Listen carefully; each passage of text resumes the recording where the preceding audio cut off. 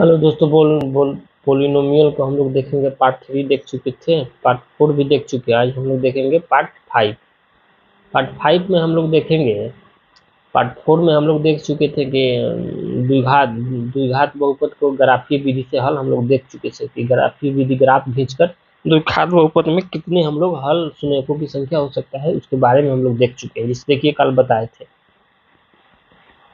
यहाँ पर पहले बताए थे। एक नंबर क्वेश्चन ही बताए थे कि जैसे में देखिए एक्स स्क्वायर माइनस फोर बराबर एक्स स्क्वायर माइनस फोर बराबर जब दिया होगा तब माना वाई बराबर पोलिनोमियल पी एक्स, मतलब बहुपद का मान। तो वाई बराबर एक्स स्क्वायर माइनस फोर, और इसको ग्राफ विधि से इसका मान रखकर ग्राफीय विधि, आप तो पढ़े ना दो चर वाले रैखिक समीकरण में, आप लोग 9th क्लास में भी पढ़े होंगे। तो ग्राफीय विधि से इसका मान रखकर ग्राफ निकाल कर और इसका ग्राफ खींचकर देखेंगे बीजगणितीय विधि से कि ग्राफ खींचकर देखने पर, ग्राफ की विधि से देखकर हम सुनेकों की संख्या बता सके कि द्विघात बहुपद में दो घात वाला बहुपद को सुनेकों की संख्या कितना हो।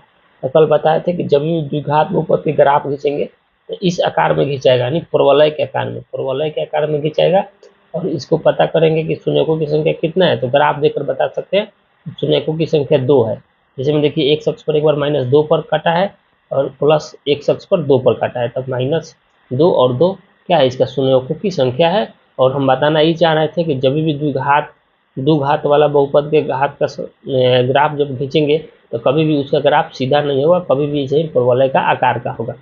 और आप लोग तो देख चुके होंगे, रैखिक बहुपद का भी ग्राफ बताए थे, उसका हल 1 होता है। तो उसमें भी हम बता चुके हैं आप लोग का कि कभी भी उसका ग्राफ क्या होता है, स्ट्रेट होता है, नहीं सीधा होता है, एक तिर्यक रेखा, एक सीधा सरल रेखा के रूप में होता है। ठीक, अब आगे इस पर एक और बताए थे कि कभी भी वास्तविक संख्या का ही, अभी हम लोग वास्तविक संख्या के बारे में पढ़ रहे हैं, तो वास्तविक संख्या के ग्राफ हम लोग घिस सकते हैं। इमेजिनरी जिसको बोलते हैं काल्पनिक संख्या, उसका ग्राफ हम लोग नहीं घिस सकते हैं। जिससे देखिए एक उदाहरण आप लोग को बताए थे, देख रहे हैं ना, एक उदाहरण यहाँ पर बताए हैं, इसका ग्राफ हम लोग नहीं घिस सकते क्योंकि ये काल्पनिक संख्या है। इसके बारे में हम लोग को पढ़ना है 11th क्लास में। देखिए जब भी इसका ग्राफ खींचेंगे तो ये वाला ग्राफ ऐसे होगा, मतलब इसके बारे में अभी कुछ ज़्यादा डिटेल हम लोग नहीं पढ़ सकते हैं, इसलिए जो भी पढ़ना होगा हम लोग 11th क्लास में पढ़ेंगे। चलिए हम लोग देख लिए थे रैखिक बहुपद, देख लिए द्विघात बहुपद ग्राफीय विधि देख लिए। आज देख लेना हम लोग त्रिघात बहुपद ग्राफीय विधि से खींचकर, और उसका देखेंगे कि हल सुनेकों की संख्या कितना होगा ग्राफ विधि से। और ऐसे भी आप लोगों को कल बता चुके थे कि ग्राफीय विधि, नहीं तो इसको ऐसे भी ऐसे भी इसका सुनेकों की संख्या बता सकते हैं।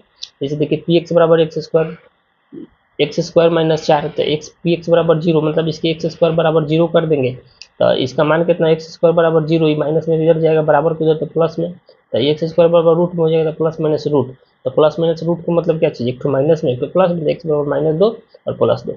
ऐसे भी बता सकते हैं, ऐसे भी बताएंगे तो कोई, लेकिन ये बीजगणितीय थोड़ा बढ़िया कंसेप्चुअल तरीका से हम सिखाने की कोशिश करें ताकि कंसेप्ट से बढ़िया से समझें, ग्राफीय विधि भी देख लें। आज हम लोग देखेंगे त्रिघात का ग्राफीय विधि, और तब बताएंगे उसका सुनेकों की संख्या। चलिए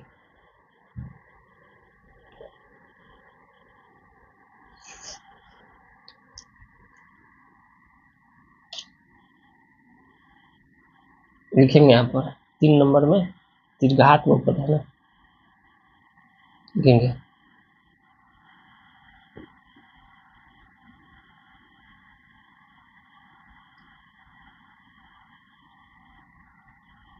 त्रिघातीय बहुपद के ग्राफ। देखिए यहाँ पर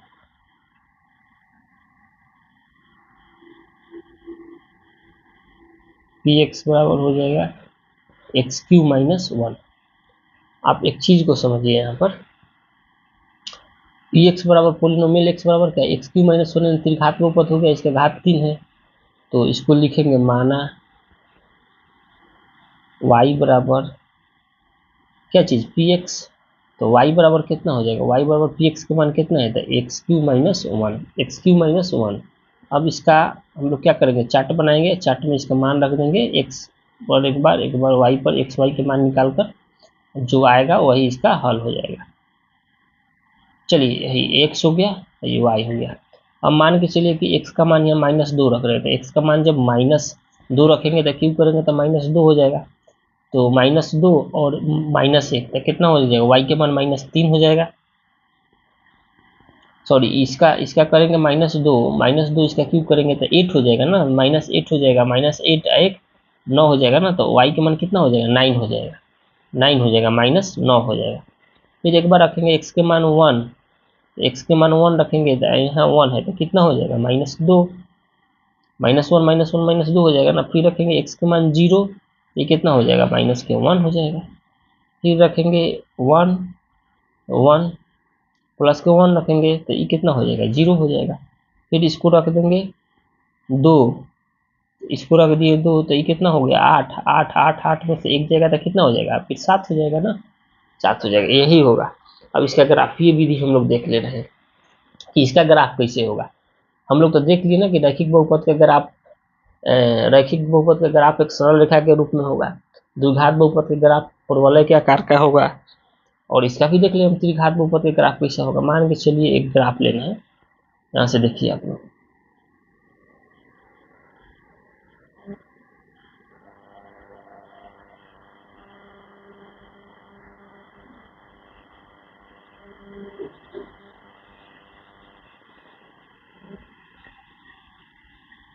ऐसे ही खींचते हैं ना, आप लोगों को तो पता होगा। अगर आप इसको लिखते हैं x अक्ष, इसको x माइनस, इसको y, इसको y डैश, y डैश।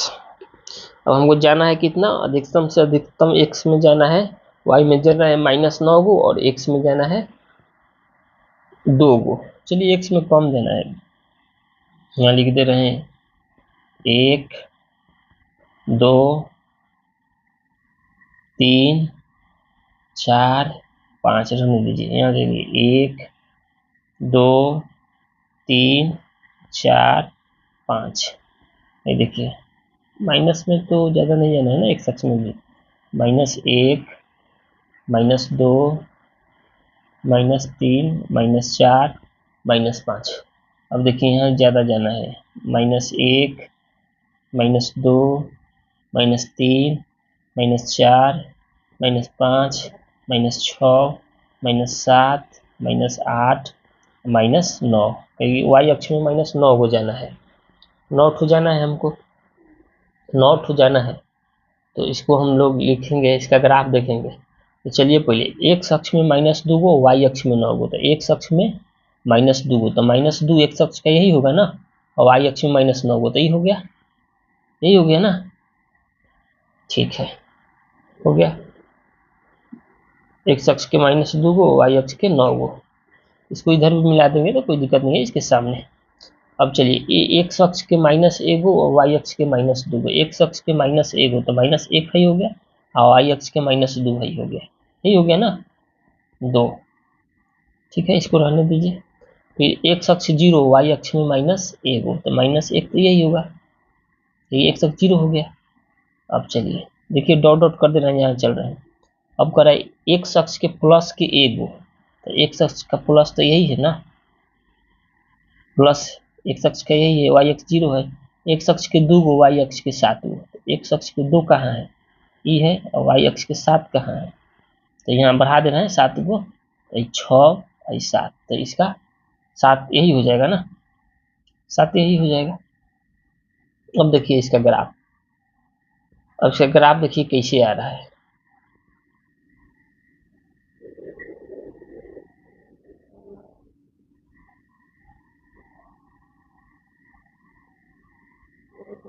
इसका ग्राफ देखिए कैसे आ रहा है, इसका इसका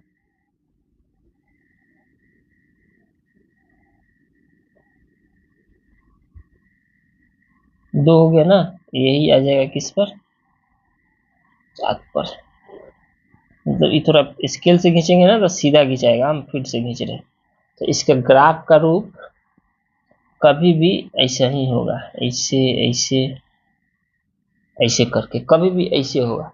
तो इसको हम लोग क्या बोलते हैं, यहाँ 9 है ना, इसको हम लोग क्या बोलेंगे, जब भी इसका ग्राफ त्रिघात बहुपद का जब भी ऐसा ग्राफ होगा तो ना वो सीधा होगा, ना सरल रेखा के रूप में होगा, ना परवलय के आकार में होगा, कभी भी ऐसा ही आएगा। ऐसे करके देखिए, ऐसे ग्राफ लेंगे ना तो ऐसे आएगा, ऐसे ऐसे ऐसे करके आएगा, मतलब वो कर्व रूप में आएगा। इसको क्या बोलते हैं, कर्व है, कर्व का आकार है, कर्व के रूप में आएगा, कर्व। तो कर्व, जब भी कर्व आकार होगा तो इसका ग्राफ अब पूछेगा हम लोग से कि इसका शून्यकों की संख्या कितना है। तो हम कल शून्यकों की संख्या लिखाए थे ना आप लोग को, तो त्रिघात बहुपद में शून्यकों की अधिकतम संख्या 3 होती है, द्विघात बहुपद में शून्यकों की अधिकतम संख्या 2 होती है। तो कोई जरूरी नहीं है, 2 भी हो सकता है, 1 भी हो सकता है, 0 भी हो सकता है, नहीं भी हो सकता है, अधिकतम लगा है। इसमें लिखवाए थे कि त्रिघात बहुपद में अधिकतम शून्यकों की संख्या कितना होता है, 3 होता है। तो यहाँ 3 नहीं है, यहाँ कितना है देखिए, तो एक अक्ष पर कितना बार काट रहा है, एक ही बार काट रहा है ना, एक के सामने काट रहा है ना, यही है ना एक अक्ष पर। इसका शून्यकों की संख्या कितना हुआ, 1 हुआ, 1 हुआ, इसका शून्यकों की संख्या 1 हुआ, 1 हुआ, इसलिए हम लोग इसका शून्यकों की संख्या 1 हुआ। अब मान के चलिए इसको हल करके देखना हुआ, तो हल करके भी देख सकते हैं। जिसे में देखिए इसको मान लेंगे px बराबर 0, तो हमारा दिया कितना है पोलिनोमियल x माइनस 1, तो 1 बराबर 0, तो एक्स क्यूब बराबर ही चला जाएगा उधर, तो ये क्या हो जाएगा एक्स क्यूब बराबर रूट 1 हो जाएगा ना। तो 1 के रूट तो हम लोग क्या जानते हैं 1 होगा, तो इसे भी आ गया 1, इसे भी 1 आ गया, समझ रहे हैं ना। तो इसका मतलब मेन त्रिघात बहुपद दिखाने के मतलब हमको यही था कि इसका घात कभी भी, जिसका घात 3 रहेगा उसका कभी भी ग्राफ सीधा नहीं हुआ, उसका ग्राफ कभी भी कर्व का आकार होगा। थोड़ा सा आप लोग स्केल से मिला लेंगे, हमारे पास स्केल नहीं है तो ठीक, आप स्केल से मिलाएंगे तो इसे इसे इसे इसे इसे इसे एकदम डायरेक्ट आके ऐसे मिलेगा। तो इसका कभी भी आकार क्या होगा, कर्व का आकार का होगा। अब हम लोग देखते हैं एक और, हम लोग देखते हैं एक और देखते हैं। जैसे में देखिए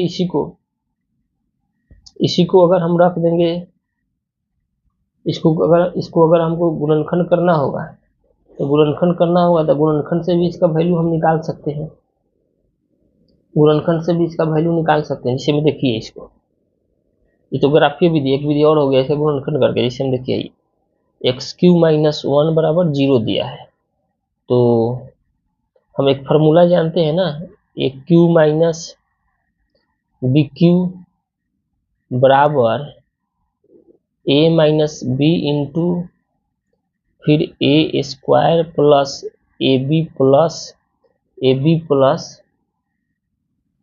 बी स्क्वायर।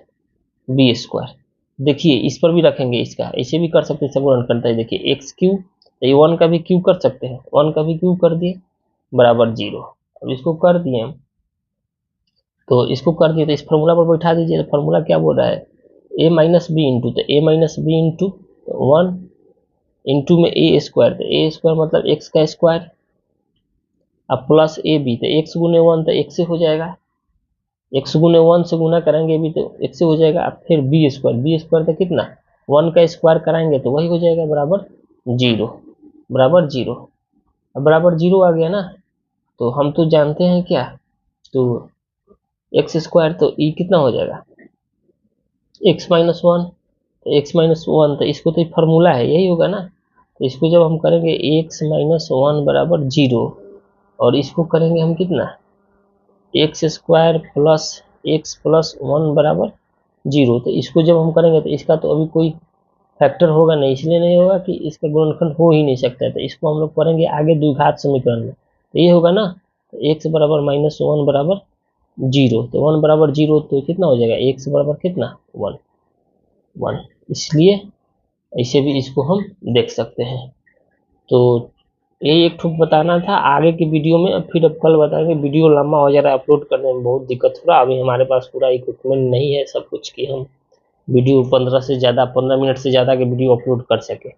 आप लोग थोड़ा देखिए, चैनल को लाइक सब्सक्राइब करिए, थोड़ा सा क्वालिटी के लिए थोड़ा सा अभी दिक्कत होगा, क्योंकि मेरे पास अभी सब कुछ उपलब्ध नहीं है कि उतना अच्छा अभी क्वालिटी हम दे पाएंगे। हाँ एक चीज़ है कि जो बताएंगे वो साफ बताएंगे, क्वेश्चन जो बताएंगे क्लियर बताएंगे, थोड़ा क्वालिटी है, क्वालिटी को ठीक है, धीरे धीरे ठीक हो जाएगा।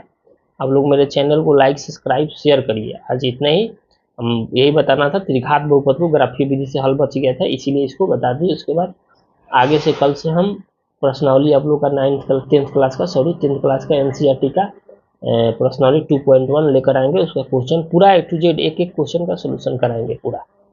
तो धन्यवाद, थैंक यू। हमारे चैनल का नाम है बिहार बोर्ड पाठशाला। इसको चैनल को सब्सक्राइब करिए, लाइक करिए, शेयर करिए, ताकि चैनल को थोड़ा मोनेटाइज हो हमारा, और हमारा भी मोटिवेट रहेगा, इसलिए थोड़ा और वीडियो अच्छा से बनाएंगे। इसमें कोई दिक्कत हो अगर समझने में क्वेश्चन तो आप लोग कमेंट करिए, फिर बता देंगे। All of the best, thank